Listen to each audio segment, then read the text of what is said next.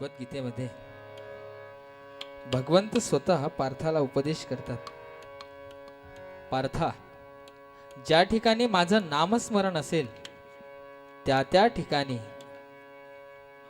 सद्रूप आणि चिद्रूप शक्तीनं माझं अस्तित्व त्या ठिकाणी असेल. 99 कवाड भगवंतानं आपल्या अस्तित्वाची खोलून ठेवलेली आहे.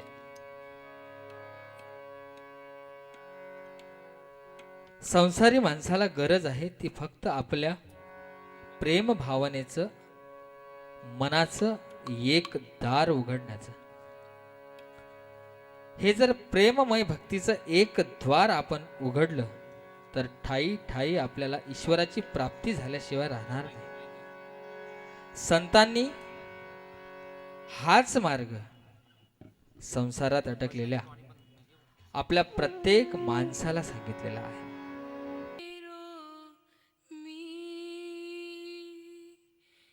गीत रे गीत बन के मेरो मी पिया को सुधी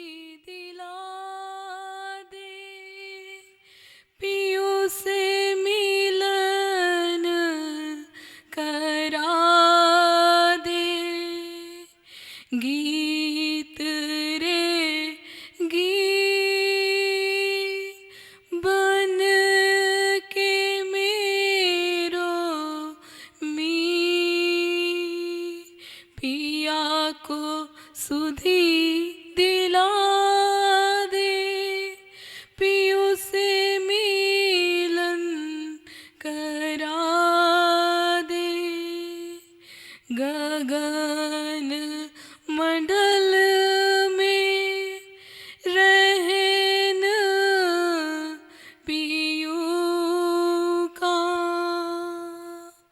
और धरा पर सेज हमारी उसे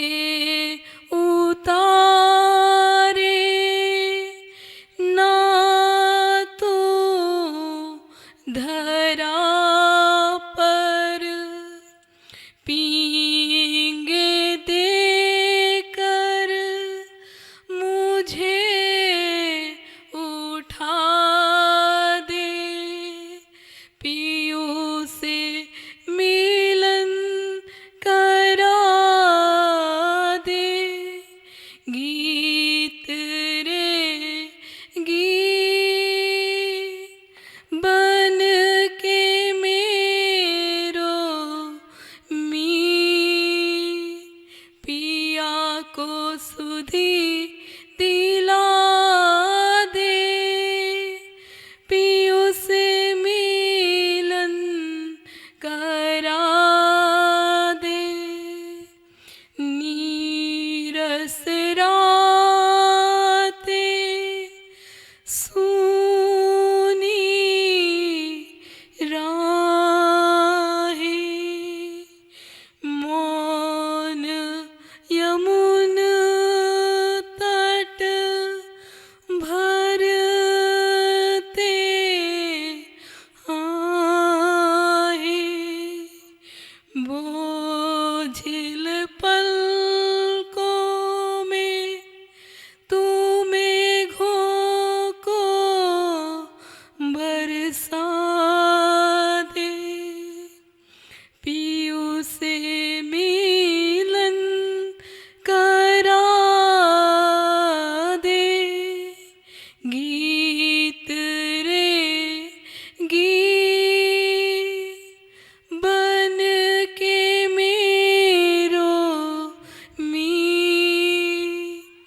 पिया को सुधी दिला दे पियू से मिलन करा दे मंदिर मंदिर भटक हमारी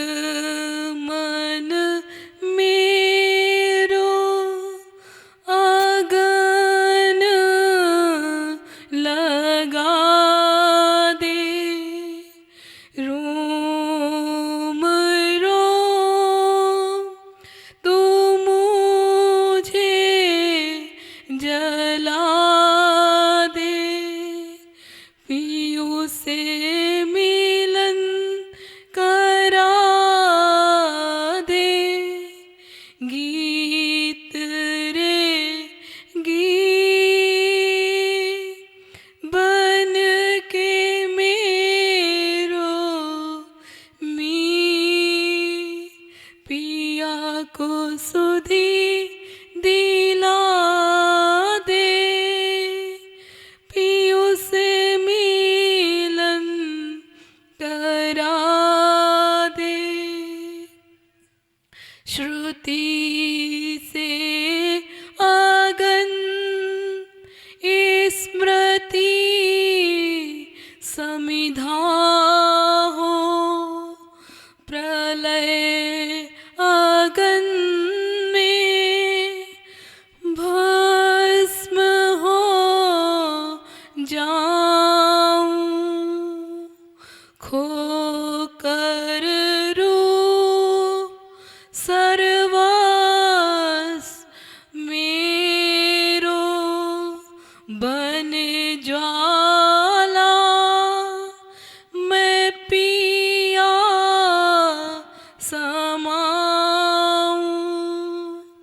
तू मेरी ज्योति उन तक पहुँचा दे, पियु से मिलन करा दे। गीत रे गीत बन के मेरो मीत, पिया को सुधी दिला दे, पियु से मिलन करा दे। गीत रे गीत बन के मेरो मीत।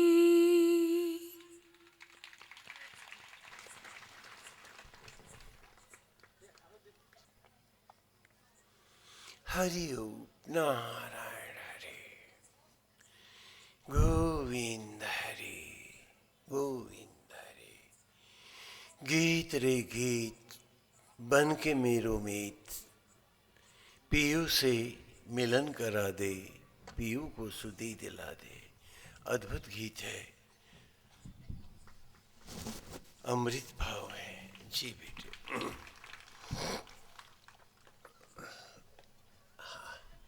हरि ओम नारायण हरि।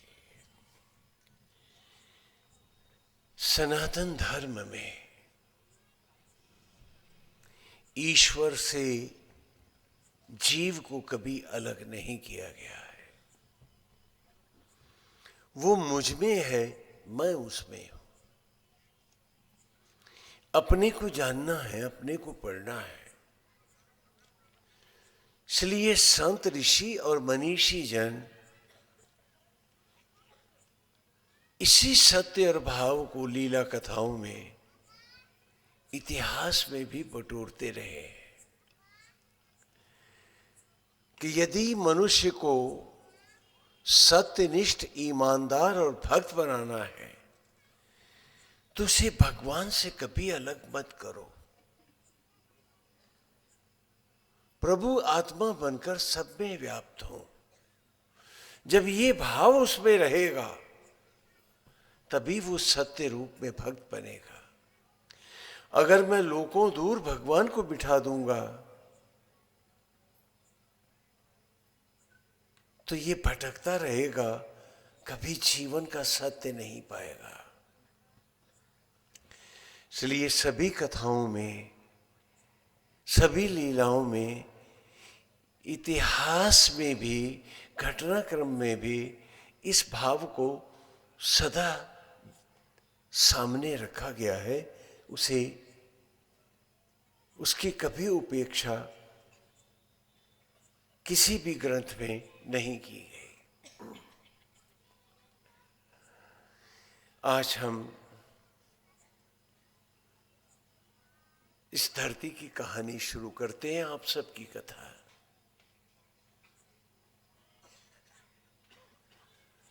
आज से लगभग 6000 वर्ष पूर्व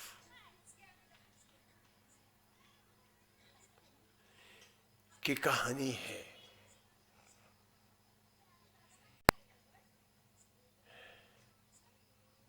ये एक सुंदर साम्राज्य है, विदर्भ के नाम से प्रसिद्ध है।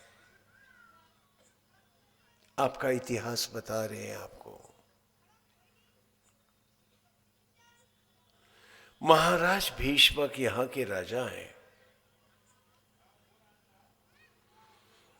बहुत ही धर्मप्राण राजा हैं, जनता के भक्त हैं।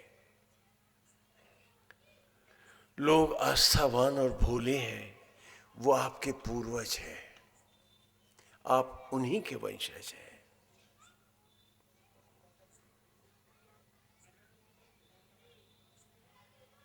महाराज भीष्मक के 3 संतानें हैं। बड़ा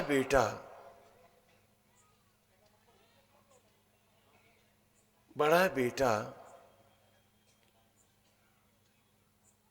उसका नाम रुक्मी है। फिर एक बेटी है जिसका नाम रुक्मणी है, और जो छोटा बेटा है उसका नाम है रुक्मक। वे बहुत ही भक्त राजा है, राज परिवार है। पत्नी का उनके देहांत हो चुका है और साम्राज्य के उलझाव में महाराज फंसे रहते हैं। बच्चे उपेक्षित होते हैं। चारों ओर असुरों के साम्राज्य है और वो असुर इस प्रदेश को, इसके वैभव को लूटते रहते हैं, आप ही के पूर्वजों को। दंतवक्त्र, भौमासुर, महाराज जरासंध, नाना राजा हैं। और उसमें शिशुपाल भी है जिसका विदर्भ से जुड़ा हुआ राज्य है। ये यहाँ की कहानी है, आप सबकी कथा है, आपके पूर्वजों का इतिहास है। ये जो धीरे धीरे अब मिटता जा रहा है, सब लोग भूलते जा रहे हैं। असुरों का एक ही काम है। काम तो बहुत सारे हैं, शराब पीना, जुआ खेलना, और वो बीमारी आज भी हम लोगों में है। कहता हूं ये मेरे को दे दो और भक्त बन जाओ, तो आप लोग राजी नहीं होते। आप ही की हाँ पुरानी कहानी है जो उठाई है आज मैंने। और ये असुरों से प्रेरित होकर ऐसा करते हैं। शिशुपाल का मित्र रुक्मी है, उनका भी काम है जुआ खेलना, शराब पीना।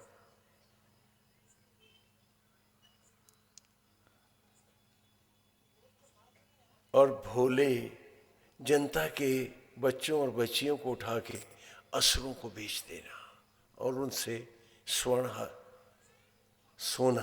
पा लेना। विदर्भ राज भयभीत है कि अब युवराज भी शिशुपाल के साथ, असुरों के साथ हो गया है और सबको जरासंध का आश्रय प्राप्त है। जनता अनाथ है, महाराज निराश है।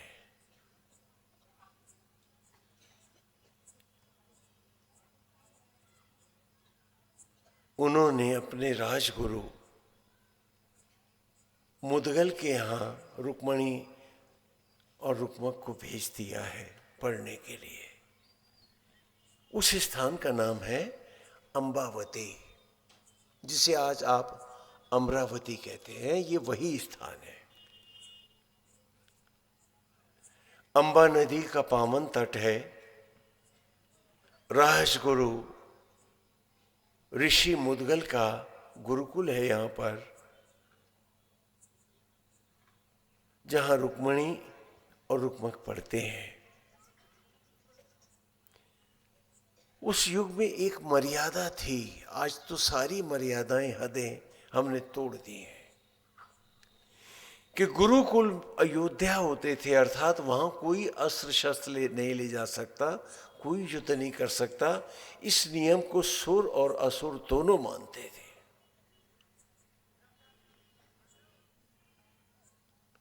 तो उसको वहां रखा कि कहीं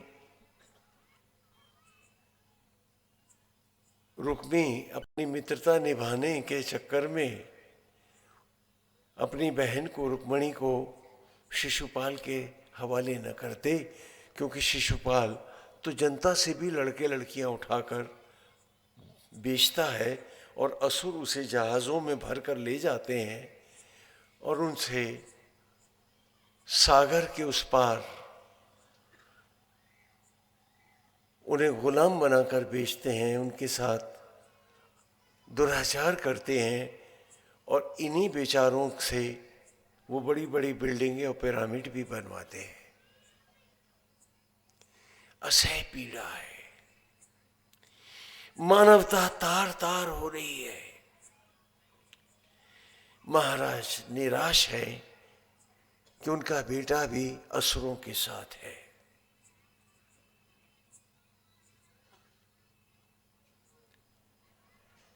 इसलिए उन्होंने वहां रखा हुआ है।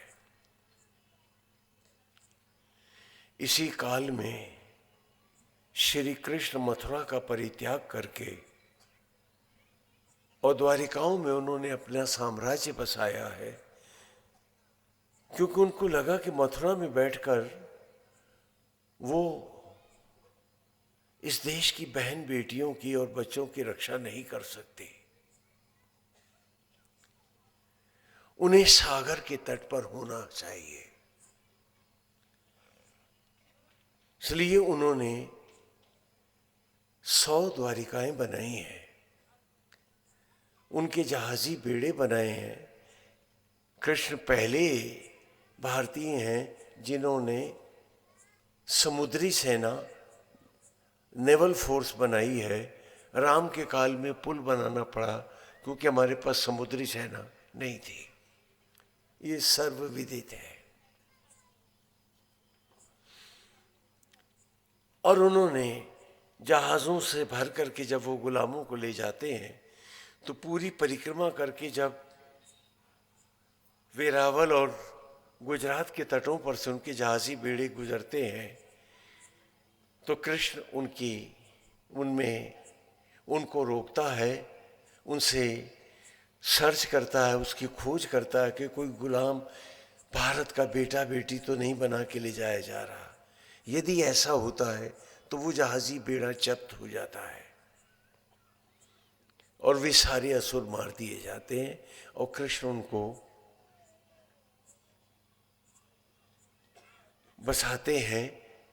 इसीलिए आज भी उस प्रदेश का नाम 100 राष्ट्र है, क्योंकि 100 ही राष्ट्र बनाए गए थे, 100 राज्य बनाए गए थे। तो इसीलिए उसका नाम आज भी सौराष्ट्र है। वासुदेव, श्री कृष्ण स्वयं और बलराम जी जागरूक होकर के चारों तरफ 100 द्वारिकाएं अर्थात 100 नाके बनाए थे कि जिससे असुर भारत की लड़कियों को गुलाम बनाकर न ले जाए। तो असुरों की नजर में द्वारिका गड़ रही थी और जो लोग यहां पर भी ये धंधा उनके साथ मिलके कर रहे थे, श्री कृष्ण को वो भी शत्रु मानते थे, रुक्मी भी मानते थे, क्योंकि उनके व्यवसाय में कृष्ण बाधा बन गया था। और कृष्ण का कहना था कि भारत की बेटियों को वो गुलाम नहीं बनने देगा। ये सबसे बड़ा झगड़ा था।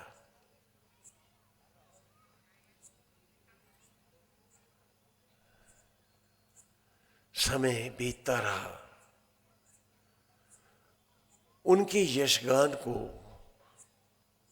चारण, भांड और सांगी लोग जगह जगह गाने लगे। अपने जीवन काल में ही श्री कृष्ण बहुत प्रसिद्ध हो गए थे और वो लोक गीतों के नायक माने जाते थे। गायक उन्हीं के भजन गाते थे, नाटक करके दिखाते थे। छोटी सी रुक्मिणी ने भी उन गीतों को, उन लीलाओं को देखा तो अनजाने ही वो कृष्ण पर मोहित हो गई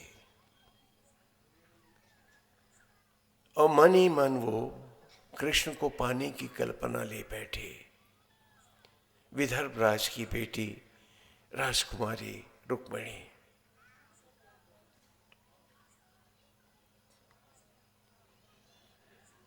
उसे पता था कि उसका भाई रुक्मी, शिशुपाल, जरासंध सब कृष्ण के खिलाफ है, लेकिन फिर भी वो मन ही मन कृष्ण को प्यार करने लगी।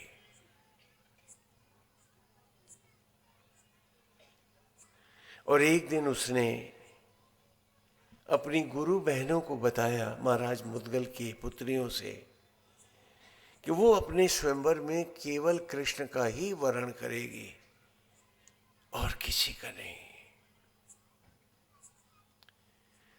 तो उन्होंने कहा कि क्या तुझे पता नहीं कि वो तो किसी स्वयंवर में नहीं जाते, उन्होंने कोई घर नहीं बसाया है। हाँ, जिनको आप सैकड़ों रानियां देते हैं, मैं उन्हीं की कथा सुना रहा हूं। इतिहास से भोजपत्रों को इकट्ठा करके आपके सामने उस युग का सत्य ला रहा हूं कि उन्होंने कहा कि वो घर नहीं बसाएंगे।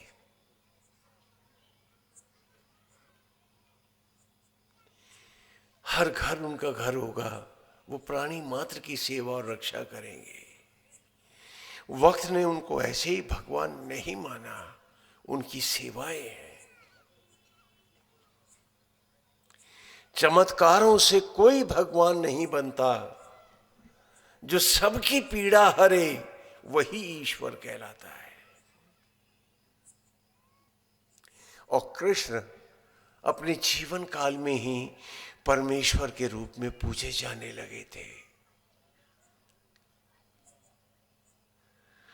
हमने कल आपको उद्धव की कथा में भी वो प्रसंग दिखाए थे, लेकिन आज आगे बढ़ गई है कथा हमारी। मथुरा से द्वारिकाधीश हुए हैं वो। तो उन्होंने कहा कि वो सबकी रक्षा करेंगे। और यही सुर और असुर राजाओं के संग्राम होते थे, भीषण नरसंहार भी होते थे।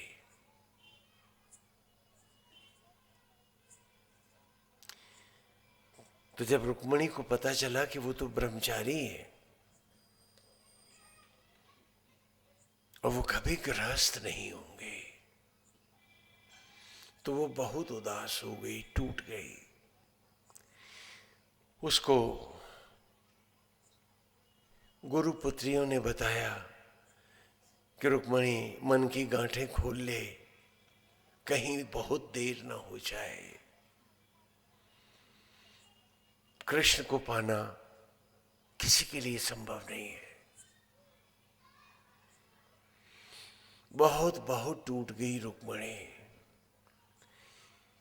खामोशी से कोने में बैठी तड़पती रहती। और फिर उसने एक गंभीर निर्णय लिया। छोटी सी बच्ची ने, उसने अपने पिता महाराज भीष्मक को सूचना भेजी। वो मिलने आए थे गुरुकुल में। तो कहा, मैं आपसे एक वचन चाहती हूं। कहा, बेटी क्या चाहिए बताओ। कहा, मैं कभी विवाह नहीं करूंगी, मैं भी ब्रह्मचारिणी बनकर रहूंगी। आप मुझे कभी भी स्वयंवर के लिए विवश नहीं करेंगे।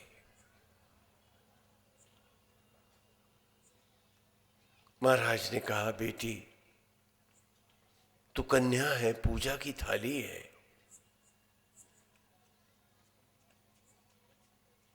मैं सुर संस्कृति हूं जहां बेटियों का सम्मान सबसे ऊपर होता है।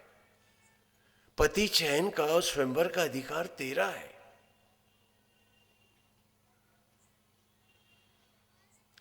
असुर जब जहां चाहते थे ब्याह देते थे, जैसे भेड़ बकरियां हैं, कन्याएं थोड़े ना है। और आज आप लोग भी तो यही करते हैं कि हम तय करेंगे।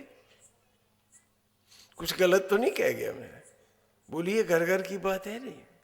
ये असुरत्व का प्रभाव है कि आज हम अपनी बेटियों का सम्मान नहीं कर पाते हैं। जबकि सनातन धर्म ने पति चयन का अधिकार केवल कन्या को दिया है, पुरुष को भी नहीं। तो महाराज भीष्मक ने कहा, बेटी ये तुम्हारा अधिकार है और मैं कभी इस मर्यादा का उल्लंघन नहीं करूंगा। और तब रुक्मिणी ने मूर्तिकारों को बुलाया और कहा कि श्री कृष्ण स्वयं पद्मनाभ महाविष्णु है, उनकी मूर्ति बनाओ। मूर्तिकार बनाने लगे। उस जमाने में सॉफ्ट स्टोन की मूर्तियां नहीं बनती थी, चट्टानों पर ही बनाई जाती थी, हार्ड स्टोन पर। वो मूर्ति बनने लगी, बहुत समय लगता है उसमें। रोज आके देखती, धीरे धीरे रूप उभरता, उसे रोमांच होता। फिर एक दिन उसने कहा कि इनके चरणों में लक्ष्मी जी की जगह मेरे को बिठा दो। बच्ची की बात मूर्तिकारों ने मान ली और उनके चरणों में रुक्मिणी जी की ही मूर्ति पत्थर की बन उसमें उन्होंने उकेर दी, उभार दी। फिर उसने उनका छोटा सा मंदिर बनवाया अपने गुरुकुल में ही। और एक दिन उसने उस मूर्ति का वरण किया, उसी से विवाह कर लिया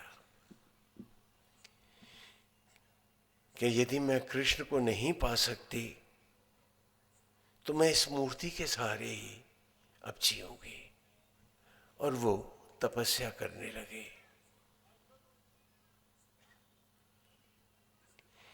इस बीच में सारे सुर राजाओं ने, जो तटस्थ थे, किसी युद्ध में नहीं थे, उन्होंने महाराज भीष्मक से सब राजाओं ने कहा कि सुर और असुर राजाओं में समझौता कराया जाए, क्योंकि भीषण नरसंहार हो रहा है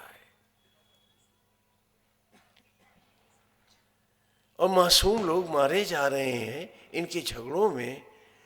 तो इनमें कहीं कोई संधि समझौता करा दिया जाए जिससे मानवता का ह्रास ना हो। महाराज भीष्मक ने सभी सुर और असुर राजाओं के पास संदेश भेजा। कई राजे और भी राजा आसपास के सब इकट्ठे हुए और राजा कोई बहुत बड़े ऐश्वर्यशाली नहीं हुआ करते थे, क्योंकि जनता से का वो खून चूसते नहीं थे, टैक्स नहीं लेते थे।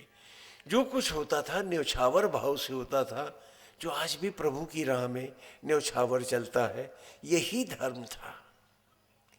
जो जनता स्वेच्छा से दे आती थी उसी से सैन्य संचालन होता था, टैक्स वैक्स नहीं लगाए जाते थे। ये प्रणाली केवल मोहम्मदन पीरियड में शुरू हुई या असुरों के साथ थी, जब ये देश गुलाम बना मिडिल ईस्ट का। उससे पहले कोई टैक्सेशन नहीं था। जजिया तभी लगाए गए थे, उसे जजिया कहते थे। फिर जब ब्रिटिश गुलामी आई तो टैक्स आया। उससे पहले हर व्यक्ति न्यौछावर भाव से राजा का राजा को दान करता था, मंदिर का मंदिर को, धर्मशाला का धर्मशाला को, गौशाला का गौशाला को दे के प्रसन्न होता था, मैंने अपना धर्म निभाया है। यहाँ सब कुछ न्यौछावर भाव से होता था। ये भारत की संस्कृति थी और राष्ट्र भरतखंड कहलाता था, भारत कहलाता था। तो वो बड़े संपत्तिवान भी नहीं होते थे। जो जनता सहज धर्म भाव में करती थी, उसी से राज, मंदिर, गुरुकुल भी चलते थे। हम बच्चों से भी फीस नहीं लेते थे। जो समाज न्यौछावर भाव में करता था, लड़के उसी से विद्या अध्ययन करते थे, पढ़ते थे और अपने जीवन को धन्य करते थे। व्यवसाय जैसी कोई बात यहां नहीं थी।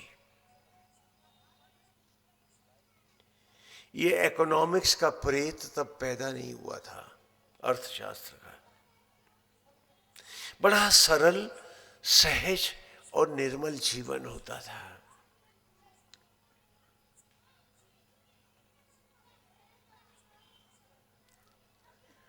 लेकिन असुरों के पास बहुत ऐश्वर्य था, क्योंकि वो अपनी प्रजा के लोगों को, बच्चों को, बच्चियों को शिपमेंट करते थे, असुरों के हाथ बेचते थे। वो जहाजी बेड़ों में भर के ले जाते थे।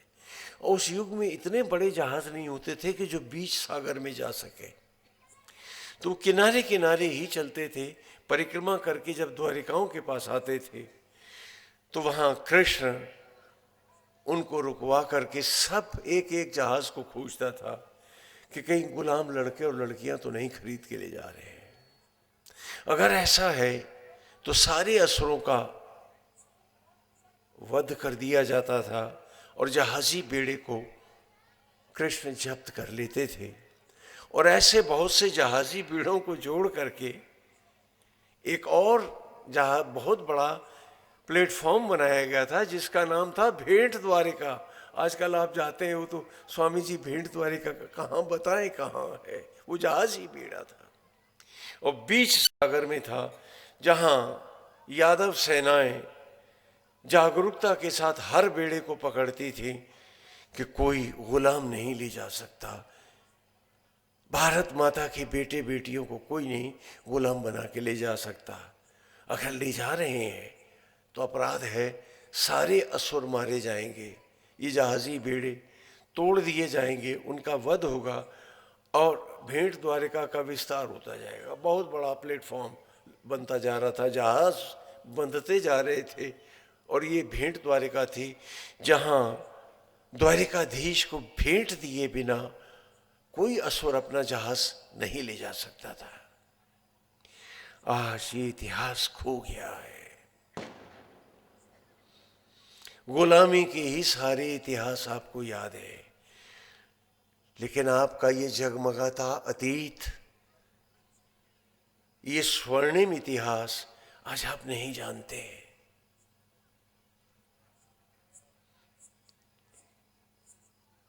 ये यहाँ की परिपाटी थी।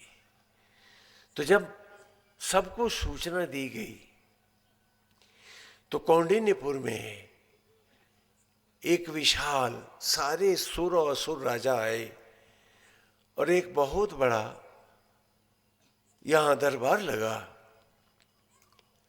और महाराज भीष्मक उसके अध्यक्ष बनाए गए। उन्होंने सुर और असुर राजाओं से कहा कि मैं चाहता हूं कि आप मेरी प्रार्थना हम सब राजाओं की सुने। हम सब ने एकत्र होकर भारत में शांति की कामना करते हैं।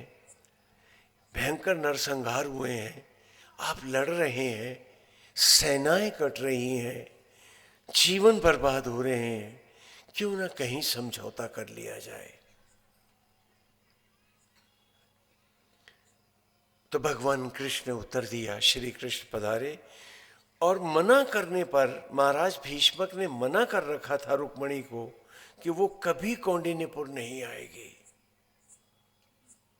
क्योंकि वो अंबावती में ही सुरक्षित थी। राजा भयभीत था,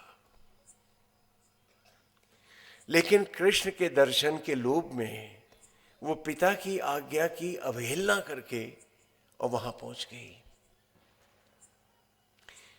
और वहां उसने श्री कृष्ण को पर्दे की ओट में देखा तो मोहित हो गई। उसे लगा कि उसकी कल्पनाओं से भी महान है ये। अब भगवान कह रहे थे, रुक्मिणी भी सुन रही थी सब राजाओं के साथ, कि महाराज भीष्मक, युद्ध हम पर थोपे गए हैं, हमने कभी युद्ध का आह्वान नहीं किया। जरासंध हमारे माता में है, नाना है। इन्होंने 18 बार हम पर आक्रमण किया, हमने इन्हें परास्त करके भी अपमानित नहीं किया, इनका वध भी नहीं किया, इन्हें सम्मान के साथ छोड़ दिया,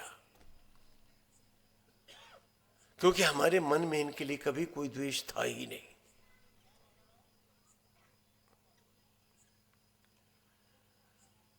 तो जरासंध ने भी उत्तर दिया कि कृष्ण जो कह रहे हैं वो बिल्कुल सत्य है, लेकिन जब मेरी विधवा बेटियां मेरे सामने आती थी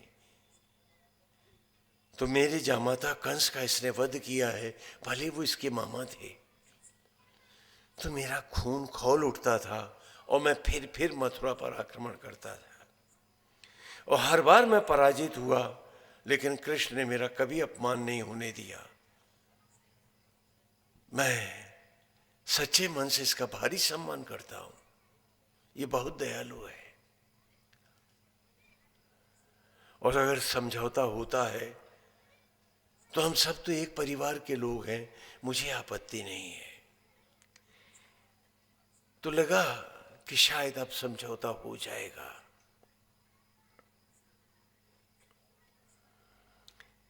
शायद भारत की बेटियां बेची नहीं जाएंगी, लोग भय रहित होकर अपने झोपड़ियों में, अपने फूस के घरों में रह पाएंगे, निर्भय होकर जी पाएंगे, असुरों का भय रात रात भर नहीं होगा।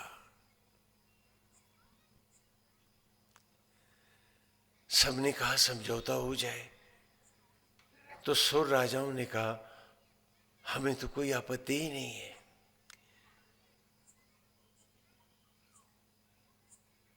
असुर राज जरासंध भी द्रवित हो गया और लगा कि आज समझौता हो जाएगा, लेकिन तभी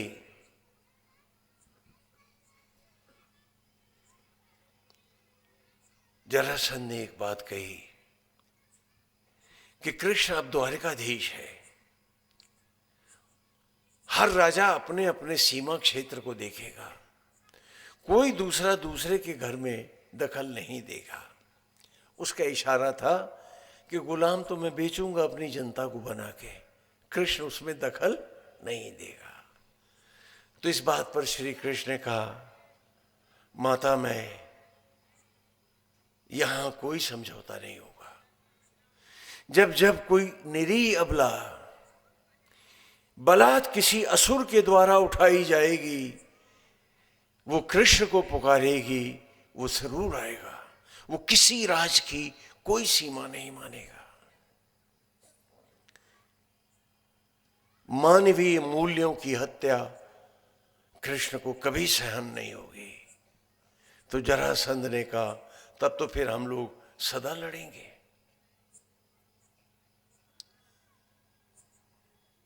ये बड़े बड़े जो मंदिर बनाए गए सोने के, जहां अंबार लगे, वो मासूम बच्चियों को बेच के ही तो बनाए गए थे। वो असुर राज यही तो करता था। उसने 100 सुर राजाओं को भी पकड़ रखा था,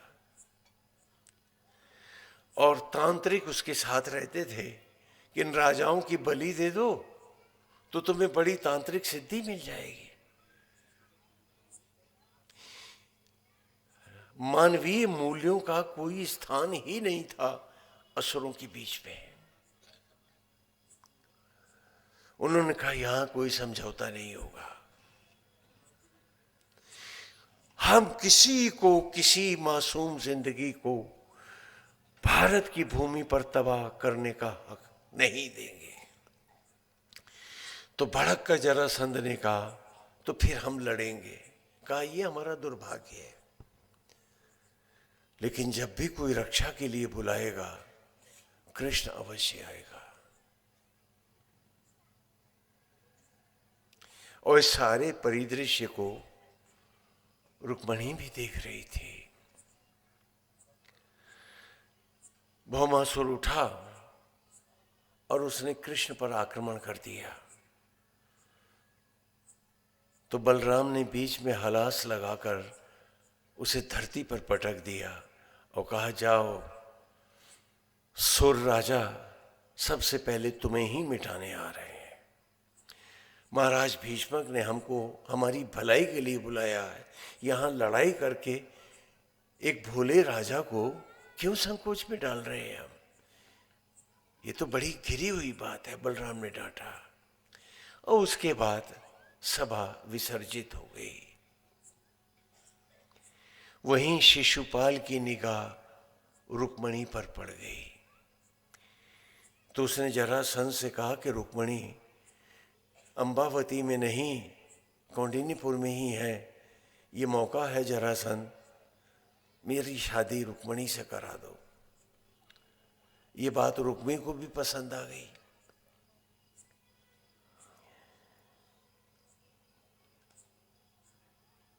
तो जरासंध गए, उन्होंने महाराज भीष्मक से कहा, आपको मेरी भाषा तो समझ में आती है ना? कथा ध्यान से सुनो,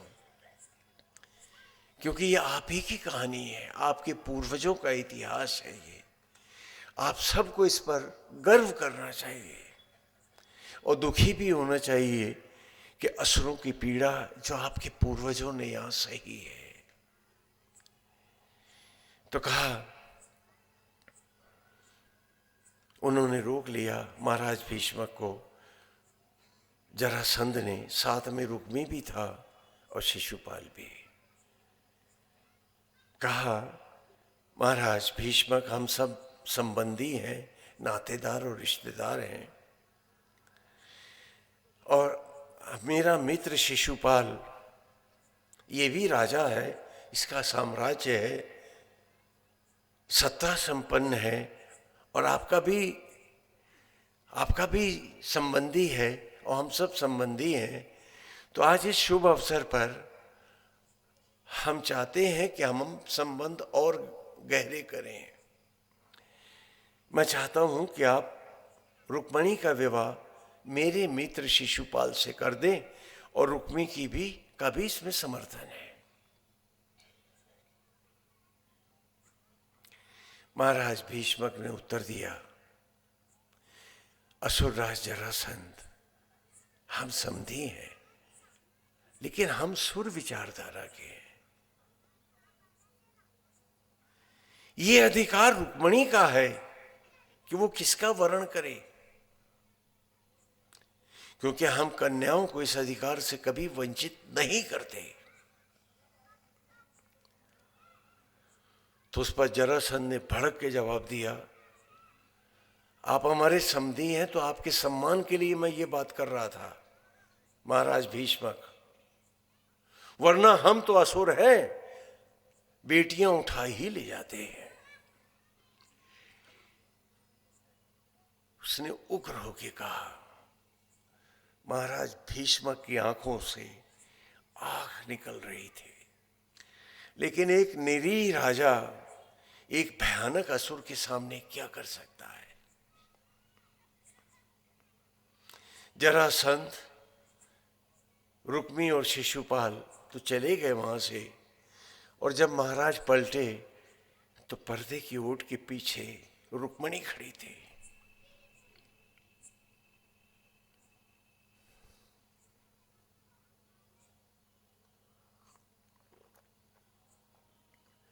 उसके नेत्र बरस रहे थे और पिता में साहस नहीं था कि वो बेटी का सामना कर सके। तब उन्होंने महाराज मुद्गल से कहा कि मैंने मना किया था कि रुक्मणी यहां नहीं आएगी, आपने इसको यहां आने क्यों दिया, आप लाए क्यों? अब उससे कहो कि जिसकी मूर्ति बना के जिसकी पूजा कर रही है, उसी से कहे कि वो इसकी रक्षा करे।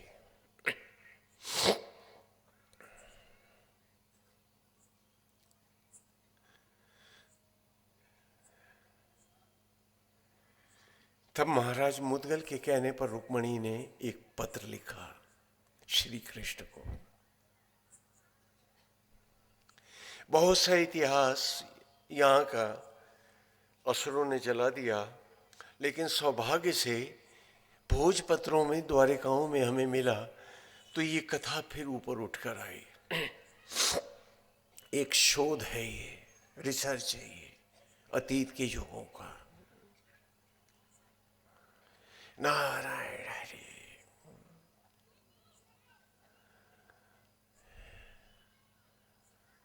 तो कहा उससे कहो। वो चिट्ठी लेके ब्राह्मण गया और द्वारिकाधीश सोमनाथ मंदिर में ही पब्लिक से मिलते हैं। मुकुट केवल सुधर्मा सभा में लगाते हैं और स्वयं को जनता का सेवक मानते हैं। 100 राजाओं की सभा है सुधर्मा सभा। गऊओं को पालते हैं और उनके यहाँ नौकर भी नहीं है। ब्राह्मण ने जाकर चिट्ठी दी, श्री कृष्ण ने उसे अतिथिशाला में भेज दिया और रात भर टहलते रहे। वो पत्र ही ऐसा था। उसमें उसने कहा था, वासुदेव श्री कृष्ण द्वारिकाधीश, आप मुझे नहीं जानते। मैं विदर्भ राज की बेटी रुक्मणी हूं। बचपन में ही मैंने आपके गीतों को, लोक गीतों में आपका यशगान, और मैं मनी मन आपको पति मान बैठी। फिर जब पता चला कि आप तो ब्रह्मचारी हैं, आप किसी का वरण नहीं करते, तो प्रभु मैंने आपकी मूर्ति बनाई और उसी के सहारे मैं भी ब्रह्मचर्य में जी रही थी कि इस जन्म में नहीं मिले तो क्या किसी जन्म में पाऊं।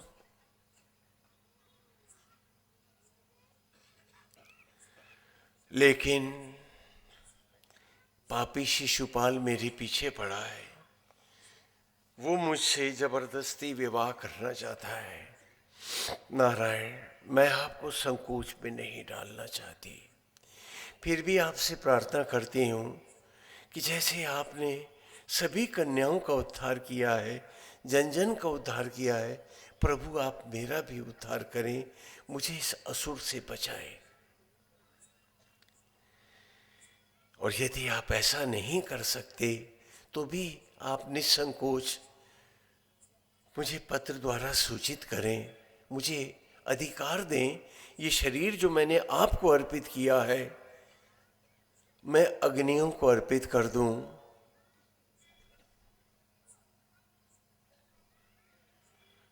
और शिशुपाल मेरा स्पर्श भी न पाए। भगवान ने वो चिट्ठी पढ़ी और उसको भेज दिया। लेकिन कृष्ण इतने संकोची हैं कि उन्होंने बलराम को बताया भी नहीं कि ऐसा वैसा हुआ है। और ब्रह्म मुहूर्त में ही ब्राह्मण को लेकर अकेले द्वारिका से चल दिए कौंडिन्यपुर के लिए, विदर्भ की राजधानी के लिए। कृष्ण ही आए, सभा में प्रतीक्षा हो रही थी। तो ढूंढते हुए जब बलराम गए तो उन्हें वो चिट्ठी मिल गई।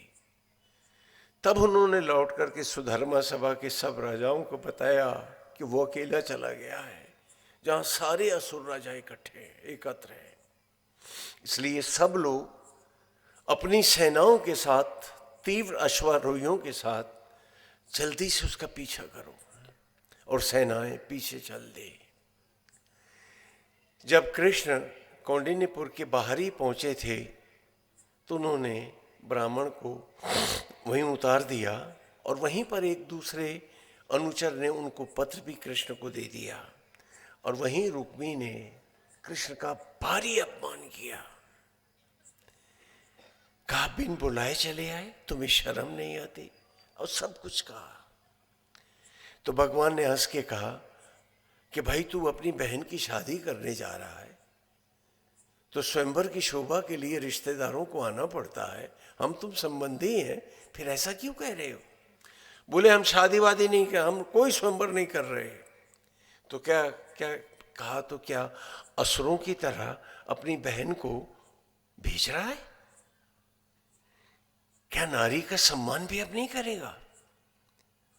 तो वो अपशब्द बोलने लगा। भगवान हंसे और चले गए, क्योंकि उनको पत्र मिल गया था कि नारायण आप यहां न रुकें, आप अंबावती चले जाएं। और कृष्ण अमरावती चले गए। वहां आज भी वो पत्थर की गुफा है जिसमें उन्हें 5 दिन 5 रात रहना पड़ा था।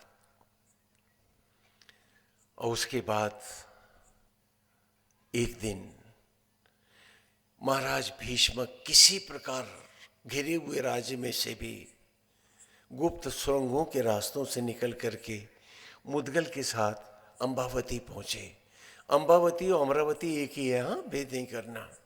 उसका असली नाम अंबावती है। तो उन्होंने वहां आकर कृष्ण की पूजा की, आरती की और 5 चांदी के सिक्के उनके हाथ में रखे, हाथ में डोरी बांधी और कहा श्री कृष्ण इसे मेरा कन्यादान समझो। वो देवी की पूजा के बहाने कौंडिन्यपुर से यहाँ अंबावती आएगी और मूर्ति के पीछे से ही सुरंग का रास्ता है, वहां से निकलकर ये बाहर आएगी। तो इसे तुम रुक्मणी को साथ ले जाना। सारा साम्राज्य घिरा हुआ है, हम में कोई जीवित बचेगा अथवा नहीं, हम कुछ नहीं जानते। प्रभु इसको ही मेरा कन्यादान समझो। नारायण स्तब्ध रह गए। बात उद्धार की थी और बात कन्यादान तक जा पहुंची। हाँ, उन्हें अभी तक आभास नहीं था श्री कृष्ण को। और फिर वो प्रतीक्षा करते रहे और वहां ज्योतिषियों ने कहा कौंडिन्यपुर में कि ये विवाह नहीं हो सकता। यदि ये जबरदस्ती विवाह कराया गया तो 2 में 1 की मृत्यु हो जाएगी। तो जरासंध ने कहा हम बिना विवाह के उठाए लिए जा रहे हैं, क्या कर लोगे? तो महाराज भीष्मक ने कहा मैं ऐसा नहीं होने दूंगा। ब्राह्मणों से कहा कि कोई उपाय बताइए। तो कहा कि रुक्मणी अकेली मां अंबा के पास जाए। अभी वो वहां एक मंदिर बना दिया कि यहां से अपहरण, ये सब गलत कहानियां हैं। अंबावती से अर्थात अमरावती से ही गई थी वो। वहां जाए और अकेले में मां से आज्ञा ले। यदि अंबा आज्ञा देती हैं भवानी तो विवाह हो सकता है और ये अल्प मृत्यु का जो है ये बात नहीं रहेगी। तो कहा कि महाराज भीष्मक नहीं जाएंगे, इन्हें पहले हमारा बंदी बनना पड़ेगा। जरासंध ने कहा और राजा को बांध दिया गया। यहाँ के सारा साम्राज्य घिर गया असुरों की सेनाओं से। और जब यात्रा में चले तो रुक्मणी थी, उसकी 2 दासियां थी बस, और बाकी सारी सेना असुरों की थी। जरासंध कोई भी मौका छोड़ना नहीं चाहता था और साथ में गए शिशुपाल भी। मंदिर पहुंचे, रुक्मणी ने मंदिर में प्रवेश किया, दरवाजा बंद करके जो दोनों दासियां थीं वो खड़ी हो गई कि वो एकांत में मां से बात करेगी। भीषण पानी बरस रहा था उस दिन, प्रभु की लीला थे। ऊपर जो सैनिक खड़े किए गए थे बुर्जियों पर, बरसात के कारण वो भी उतर गए थे। बिजली बार बार कड़क रही थी और रुक्मिणी ने अम्बा माँ को प्रणाम किया और गुफा के रास्ते पीछे को भागी। और जब बाहर निकली तो अम्बा नदी के तट पर पीपल के पेड़ के नीचे उसने श्री कृष्ण को खड़े पाया। छोटी सी थी और कृष्ण लंबे बहुत थे। उछल कर उनके गले में जयमाल डाली और रोने लगे।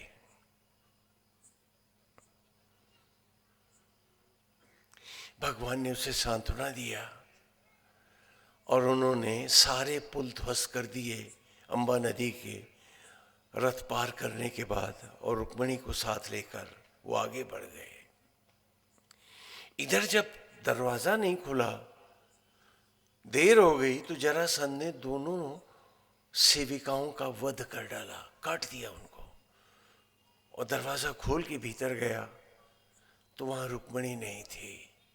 तो लौट के उसने कहा कि हमारे साथ धोखा हुआ है। और रुक्मिणी को कृष्ण ले गया है।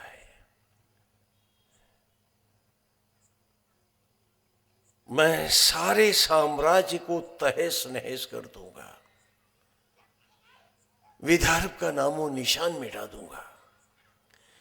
तो रुक्मिणी ने कहा कि इसमें हम लोगों का कोई वो नहीं है और महाराज भी इसमें शामिल नहीं है। चलो मैं गुप्त रास्ते जानता हूं और हम कृष्ण को घेरते हैं। और ये लोग पहाड़ी रास्तों से उसका पीछा किए। अभी बहुत से पहाड़ गायब हो चुके हैं, 6000 साल पहले की बात है। तुम्हें पता है पहाड़ों को कौन खाता है? कोई बता सकता है मुझे पहाड़ कौन खाता है? अरे पहाड़ पत्थर के होते हैं ना, इन्हें कौन खाता है? आदमी। तोड़ तोड़ के सारी पहाड़ियां खत्म करके और गिट्टी बना के बेच डाली आपने। जब भी आता हूं कुछ पहाड़ियां गायब हो जाती हैं। हाँ, और ये एक मुख्यमंत्री भी पहाड़ियां तोड़ने के चक्कर में अपना मुख्यमंत्री पद खोया, जेल में भी गए। आदमी पत्थर भी खाता है, मालूम आपको? जब आदमी आदमी नहीं रहता है तो शैतान भी उसके आगे लज्जित होता है। यहां अमरावती से करीब 6 किलोमीटर या 6 मील आगे एक नदी है जिसका अब नाम दाढ़ी पीढ़ी है। इसी के तट पर श्री कृष्ण के रथ को शिशुपाल इस रुक्मिणी ने ललकारा। संक्षेप करेंगे नहीं तो बहुत लंबी कथा हो जाएगी। ललकारा, उसने कहा कि मेरी बहन को यहाँ रथ से उतार करके और हाथ जोड़ के यहाँ से चले जाओ। तुमने मेरी बहन का अपहरण किया है। कहा नहीं रुक्मिणी, मैंने तेरी बहन का उद्धार किया है। और दुर्भाग्य यह है कि आज भी आप लोग कहते हो रुक्मिणी हरण। अरे रुक्मिणी हरण क्यों कहते हो? सब रुक्मी के साथ हो क्या? रुक्मिणी मंगल का हो, उनका तो उद्धार हुआ था रुक्मिणी जी का। दोनों में युद्ध हुआ। कृष्ण ने उसको परास्त करके धरती पे पटक दिया और तभी तक नदी के उस पार से बलराम सेना लिए खड़े थे। कहा कृष्ण इसके टुकड़े कर दो। तो वासुदेव चुपचाप खड़े रहे और तब तक नदी पार करके दाऊ आगे आए। कहा इसको मारते क्यों नहीं? तो उन्होंने बहुत धीरे से कहा दाऊ कैसे मार दूं, इसकी बहन रथ में बैठी। तो हंसे बड़े जोर से, बोले तो चल राजी तो हुआ तो है ना। तो कहा इसके पंचशिखा करो। उसी को यहाँ दाढ़ी पीढ़ी नाम पड़ा, दाढ़ी पीढ़ी कहते हैं। उसकी शिखाएं काटी। उसके बाद कृष्ण को लगा कि अभी पंचशिखा करके भी छोड़ा तो पीछे बलराम मार डालेगा इसे। तो कहने लगे दाऊ महाराज तो फंसे हुए हैं, जरासंध ने घेर रखा है सारे साम्राज्य को। आप कहो तो इसको लेता जाऊं रुक्मी को, बड़ा भाई भी तो कन्यादान कर सकता है। तो बोले ठीक है। तो उन्होंने रथ के खंबे के साथ रुक्मी को बांधा और कृष्ण उसको लेके चले गए। और फिर बलराम की सेनाएं जब पीछे पहुंची तो जरासंध को लगा कि अब युद्ध करना उचित नहीं होगा, और वो इस साम्राज्य को छोड़ के वो वहीं से चला गया मगध को, और उसने सेनापतियों से कहा कि वहां से घेरा हटाकर सेनाएं वापस आ जाए मगध राज की। लेकिन उसके मन में कसक थी, और फिर उसने सारे साम्राज्य को नेस्तनाबूद किया था।